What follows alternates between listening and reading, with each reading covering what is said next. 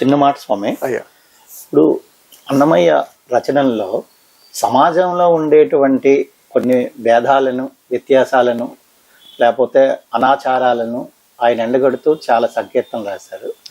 ఇప్పుడు మీరు రాసే ఈ సంకీర్తనల్లో సమాజాన్ని ప్రేరణ చేసి సమాజంలో ఉండేటువంటి హెచ్చుతగ్గులని సమతుల్యం చేయగలిగే సంకీర్తనలు మీ వైపు నుంచి ఏమైనా ఉన్నాయా? చెప్తాను. అయితే ఇందాక మీరు అడిగారు కదా అన్నమయ్యని ఎందుకు ఎంచుకున్నారని. నేను అమ్మ దగ్గర కూర్చొని, అమ్మ నాకు పరిచయం ఉన్నటువంటి పూర్వ కవుల్లో అన్నమయ్య ఒక్కరే. ఆయన భావజాలం నాకు చాలా దగ్గరగా కనిపిస్తుంది. ఈ భావజాలం నేను రాస్తానమ్మా అని సంకల్పం తీసుకొని కూర్చున్నాం. కూర్చున్న తర్వాత రాయడం జరుగుతుంది. ఆ తర్వాత నేను ఇందులో ఎందుకు రాయడం అని చూస్తే, అమ్మవారు వైశాఖేశ్వరి. ఆ పేరు ఎవరు పెట్టారు? పాండవులు పెట్టినటువంటి పేరు. మనం మహాభారతం చదివినట్లయితే విరాట పర్వానికి మొదట్లో, మీరు వచ్చి ఈ అజ్ఞాతవాసం చాలా కష్టమైనది, మీకు ఒక పరీక్ష, ఈ పరీక్షను దాటాలంటే ఒక జగన్మాలు మహామాయి ఉంది, ఆ మహామాయిని ప్రార్థించని చెప్పడంతో యశోద గర్భ సంభూతం నారాయణ నరప్రియం నంద గోపలే జాతం మాంగళ్యం కొలవర్ధిం కంస నిద్రాపడకరం అసురాను క్షయంకరం ముందు అనుకున్నట్లుగా దాన్ని ధర్మరాజు హిమాలయాల్లో ఆ తల్లిని ప్రార్థించడంతో ఇంత మూర్తి 3 అడుగుల మూర్తి ప్రత్యక్షమైంది. ఒక కలువను పట్టుకొని, కలువ మొగ్గను పట్టుకొని వయ్యారంగా నిలబెట్టేటువంటి ఒక అద్భుతమైనటువంటి అభినవేశంతో అమ్మవారి తాలూకా విగ్రహం. ఆవిడ వచ్చినటువంటి నక్షత్రం విశాఖ నక్షత్రం. విశాఖ నక్షత్రం సంభవించింది ఆ తల్లి. వారు మొత్తం గ్రహరాశులను గమనించిన తర్వాత, ఓహో ఆ తల్లి విశాఖ నక్షత్రం వచ్చే కదా వైశాఖేశ్వరి అని పేరు పెట్టడం జరిగింది. ఆ తర్వాత వారు అమ్మవారి మీకు ప్రణమిల్లారు. ప్రణమిల్లి లేచేసరికి ఎక్కడో ఉత్తరంలో ఉన్నటువంటి హిమాలయ పర్వతం ఉన్నవాళ్ళు వారు మన దక్షిణాపదంలో ఉన్నటువంటి దాన్ని ఏంటన్నా మహేంద్రగిరుడు, అంటే మనం దాన్ని ఏమంటాం పుణ్యగిరి అంటాం. పుణ్యగిరి అడవుల్లోకి తీసుకొచ్చినాడు ఉత్తర క్షణం, అంటే 3వ కంటికి తెలియకుండా ఆ తల్లి వారిని తీసుకొచ్చింది అజ్ఞాతవాసం చేయటానికి. ఇది చరిత్రలో దొరుకుతుంది, మనం రాసిన చరిత్రలో ఉంటుంది. దీని తాలూకు యోగ రహస్యాలు అందులో ఉన్నాయి. ఆ విధంగా అంటే ముఖ్యంగా ఎందుకు చెప్పాల్సి వచ్చిందంటే విశాఖ నక్షత్రం అమ్మవారిది. ఆ తల్లిని కీర్తించాలంటే మళ్ళీ అదే నక్షత్రం వచ్చినట్టు మహాకవి కావాల్సి వచ్చింది. ఆయనే అన్నమాచార్యులు వారు. ఈయన విశాఖ నక్షత్రం. ఓహో అంతగా తల్లి ఈయన ఎంచుకున్నామని చెప్పేసి అప్పుడు మేము కూర్చొని రాయడం జరిగింది. అదొక అద్భుతం అండి. 40 రోజులు, అంటే రోజుకి 35 సంకీర్తనలు చెప్పుదాం. ఉదయం 7 గంటలకు ప్రారంభం చేస్తే అవధానం, 12 గంటల వరకు రచన. ఆ తర్వాత వాటిలో తప్పులు ఒప్పులు వెంటనే డిటిపి 30 రోజుల కల్లా పుస్తకం తయారైపోయి స్వామి అమ్మవారికి ఇచ్చేయడానికి, మా గురుగారి ద్వారా చేతుల మీదుగా దేవస్థానానికి అందజేయడానికి. ఇది ఒక ప్రణాళిక. అంటే ఒక సామాజిక స్పృహతో కూడిన సంకీర్తన ఏదైనా ఉంటో. సామాజిక స్పృహ అనేది పూర్వ కవులు కూడా వారు ఏం చేశారంటే, అంటే ఒకటి నేను ప్రధానంగా ఈ సంకీర్తనని తీసుకోలేదండి. గురువుగారు వచ్చిన తర్వాత నా దిశ మారింది. ఆయన అన్నారు వాగ్గేయకారుడు, ఆయన వాగ్గేయకారుడు, ఆయన మీద బాధ్యత ఉంది, అందుకని ఇన్ని సంకీర్తన రాయగలిగారు, అమ్మవారు రాయించుకున్నారు, ఇంకా రాస్తారు కూడా.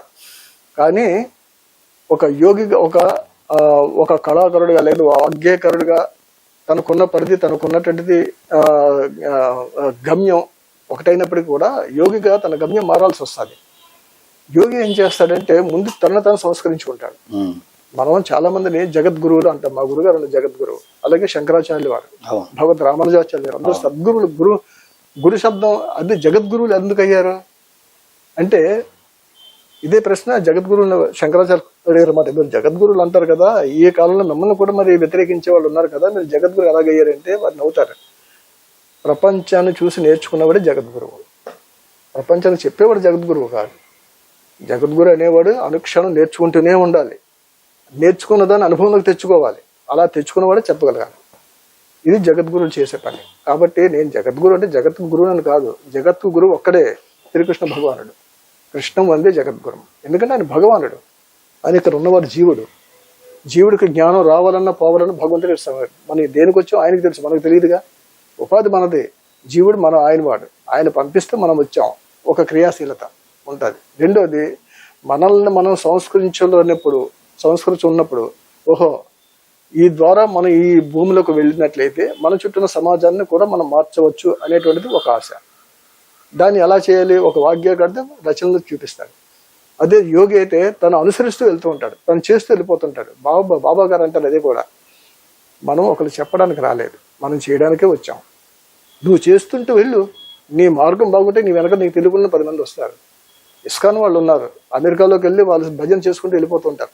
వెనక్కి తిరిగి చూస్తే 100 మంది ఉన్నారు వెనకాల. వాళ్ళు రమ్మని మనం చెప్పలేదు. కొన్ని మతాలు ఉన్నాయి, రమ్మని చెప్తారు, మనం చెప్పే వరకు. అవును. ఎందుకంటే మనది ప్రాణ శబ్దం. ప్రాణ శబ్దం ఎలాంటిదంటే ఎక్కడ ప్రాణం ఉంటే అక్కడ ఆనందం ఉంటుంది, అక్కడ హాయి ఉంటుంది. వాళ్ళకి ఎదితే ఆ బిజీ వాళ్ళు ఏదో వాళ్ళు బతుకుతున్నారు, చేస్తున్నారు, అదొక భోగభూమి. అలాంటి పరిస్థితుల్లో ఎంత హాయిగా, ఎంత ఆనందంగా, కర్ణపేయంగా ఉన్నటువంటి భజన ఏంటి, ఈ మూమెంట్ ఏంటి, ఇదంతా తెలియక వాళ్ళ వెనకాల ఫాలో అయ్యారు. షడ్గోస్వామిలో ఒక ఆయన తీసుకొచ్చి ఇగో ఇది మా పద్ధతి అనేసరికల్లా వాళ్ళందరూ జాయిన్ అయిపోయారు. అంతే, ప్రపంచవ్యాప్తం అయిపోయింది. మనం తెలిసింది మనం ఆచరించుకుంటూ వెళ్ళిపోవాల్సింది మన పని. వెనకాల వచ్చేవాడు వస్తాడు, పోయేవాడు పోతాడు. ఈ ప్రపంచాన్ని బాగు చేయడానికి మన వల్ల కాదు. ఎందువల్లంటే కాలక్రమంగా వచ్చిన ప్రతి మార్పుని భగవంతుడు కూడా తలవంచవలసిందే. అంతటి శ్రీరామచంద్రుడు కూడా తన భార్య పోగొట్టుకుని సంవత్సర కాలం ఏడ్చాడు ఆయన. ఆ మహాతల్లి కూడా ఆయన భూమిలోకి వెళ్ళిపోయే వరకు నందను మోస్తూనే ఉంది.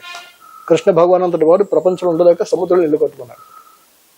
ఇదంతా ఏంటంటే కాలానుగుణం వచ్చిన మార్పుని భగవానుడు కాలస్వరూపుడు అయినప్పటికీ కూడా ఆ క్రమం ఆయనకు తెలుసు కాబట్టి తలవంచినట్టుగా ఉంటాడు. కానీ తలవంచడం కాదు అది, దాన్ని అంగీకరించడం. ఈ భావజాలం వెనకాల ఏదో ఉంది అక్కడ. ప్రతి మూమెంట్కి, ప్రతి వ్యవహారానికి వెనకాల దాని నేపథ్యం చాలా ఉంటుంది. ఆ నేపథ్యం ఎవరు ఆపలేరండి. ఇది కాల ప్రవాహం వెళ్ళిపోవలసిందే. దాని ప్రమాణం ఏమిటంటే భగవద్గీత. భగవద్గీతలో స్వామి విశ్వరూపం చూపించినప్పుడు అడుగుతాడు, మా స్వామి ఎవరు నువ్వు అని అడుగుతాడు. కాలోస్మి లోకక్షయత్కృత్ ప్రవృత్త. ఎంత భయంకరమైన మాట అండి అది. నేను కాళ్ళుండయ్యా, ఈ లోకాన్ని సర్వనాశనం చేయడం నా పని. భగవంతుడైన వాడి మాట అదే.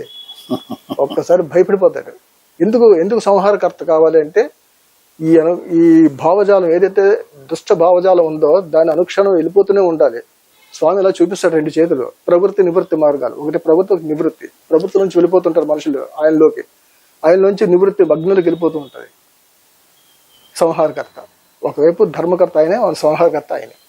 అన్ని ఆయనలోనే ఉన్నాయి. సృష్టి స్థితిలో అన్ని ఆయనే. ఆ విధంగా విరాట్ స్వరూపంలో మనం కనుక భగవంతుడు గమనించినట్లయితే ఈ ప్రకృతిలో ఎవరు మన పైవాడు కాదు, ఎవరు పరాయివాడు కాదు, అందరూ మన వాళ్ళే. అందరూ భావజాలం ఒకటే. అంటే మూలతత్వం ఒకటే. కానీ వెనకటి జన్మ కర్మలు ఏవైతే ఉన్నాయో వాటిని పక్కతో తీసుకెళ్ళిపోతూ ఉంటాయి. వాళ్ళు మనం ఆపలేము. అది కాదన్నా సరే విన్నట్టు నటిస్తారు, వెళ్ళిపోతారు.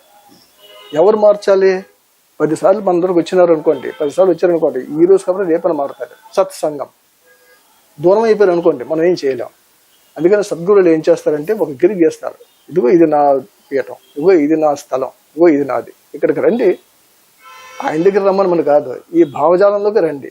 మనం అర్థం చేసుకోవాల్సింది పీఠం పెట్టారు, ఏదో డబ్బులు సంపాదిస్తున్నారా అనేవాళ్ళు చాలా మంది ఉంటారు. పీఠానికి వస్తారు కదా, నా దగ్గర రారుగా. పీఠం ఎవరి వల్ల వచ్చింది? భగవంతుడి వల్ల వచ్చింది. భగవంతుడు ఎవరు? నా తాలూకా భావజాలం. నేను నా దర్శనంలో, నా తపస్సులో కానీ, నేను చేసే ధ్యానంలో కానీ నేను ఏ తత్వాన్ని దర్శించానో ఆ తత్వం తాలూకా శక్తి అక్కడ నిక్షిప్తమై ఉంది. ఎక్కడ శక్తి నిక్షిప్తమై ఉంటుందో అక్కడ భావజనం అద్భుతంగా ఉంటుంది. ఆ భావజనం 10 మందికి ఉంటుంది. మీ అనాహతంలో ఉన్నటువంటి దుష్టక్రియ అంతా విడిపోతుంది. ప్రతిరోజు మనం శుద్ధి చేసుకోవాలి. శరీర శుద్ధి కాదు, అంతఃశుద్ధి చేసుకోవాలి. అంతఃశుద్ధి చేసుకోవాలంటే ధ్యానం అవసరం. ధ్యానంలో నువ్వేంటో నీకు తెలుస్తుంది. నువ్వెవరో నువ్వు తెలుసుకోవా అని రమణ మహర్షి అంటారు. నేను తెలుసుకోవడం ఏంటి అని చాలా మంది తెలియదు. ఆయన దగ్గర 10 సార్లు వెళ్తే తెలుస్తుంది.